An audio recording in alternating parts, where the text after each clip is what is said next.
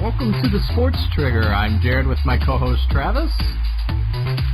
Here to ignite your day.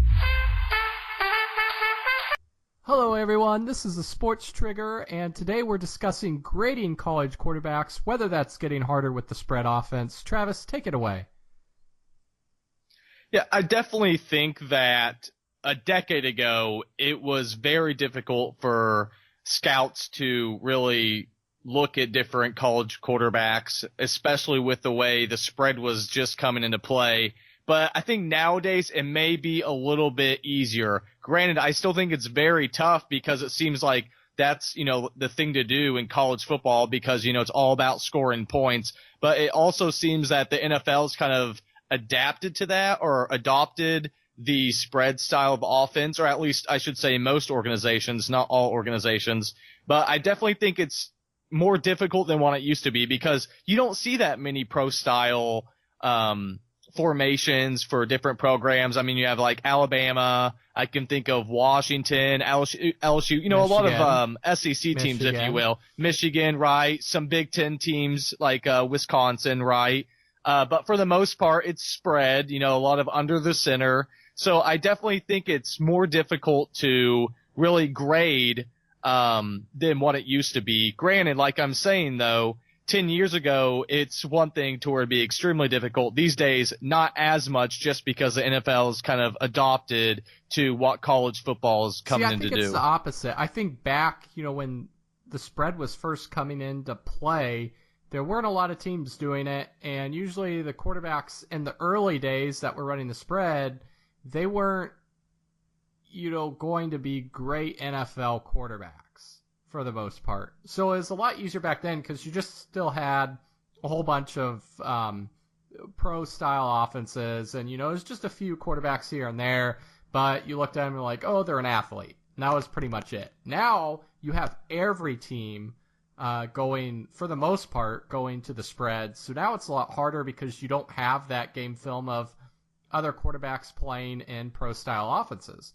So I think, the sample size of spread offense is just everywhere. I mean, outside you look at, Andrew Luck, not too long ago when he was at Stanford, they had a pro-style offense. But to me, you have to get rid of the whole stats mentality. And you have to look at a guy and say, okay, well, is he tall enough to be a good QB? Is he big enough and bulky enough? Does he have the footwork? Can he make the out route? So I think a lot of game film, I mean, if you're a good scout, you could probably still break that out and see if they can make the throws, right?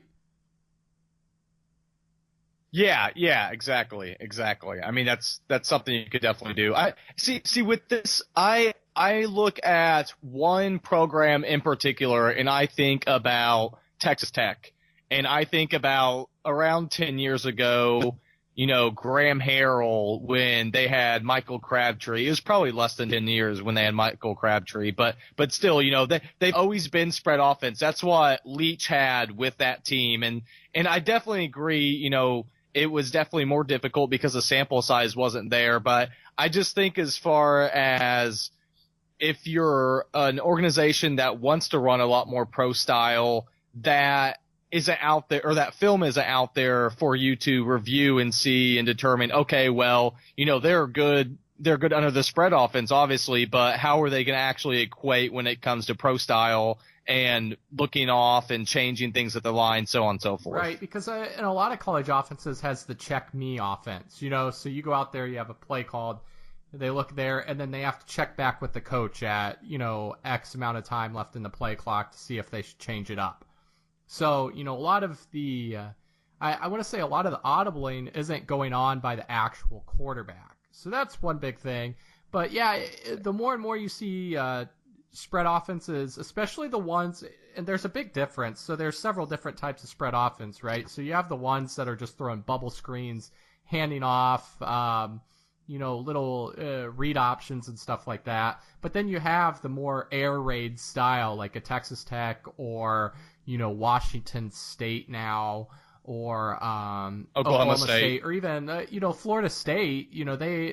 They run a pretty balanced offense, but their quarterback, even though he's very athletic, he's not taking off and running a lot. He's sitting back to throw. I'd even say, Louisville at the same time too. Now that you have a great quarterback there, even though he's very effective running, when things break down, it's the plays are designed to throw the ball, throw deep outs, throw decent style routes. It's not just all bubble screens, so that makes them a little better. But in terms of scouting, I just think don't you think that scouts they're just gonna have to sit in front of them more often outside of the field of play in college and evaluate?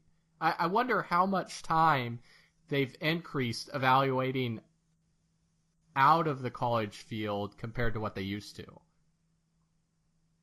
I would think that it would definitely be a huge increase just because, you don't get that game film that they are accustomed to seeing back in the day when pro style was so much more custom of play in college football. So I would think practices, maybe when they show up at practices, they would request from the head coach to see different formations, so on and so forth, or, wait for them to do those special situations. But yeah, I definitely would say I would think that there would be increased amounts of off the field viewing versus, what they could have seen in game film, say 10 years ago. I don't know. We'll have to find somebody that can come on and give us a little special breakdown on that, because it'd be very interesting to hear. But with that being said, guys, thanks for listening to our take, and hope you have a great time.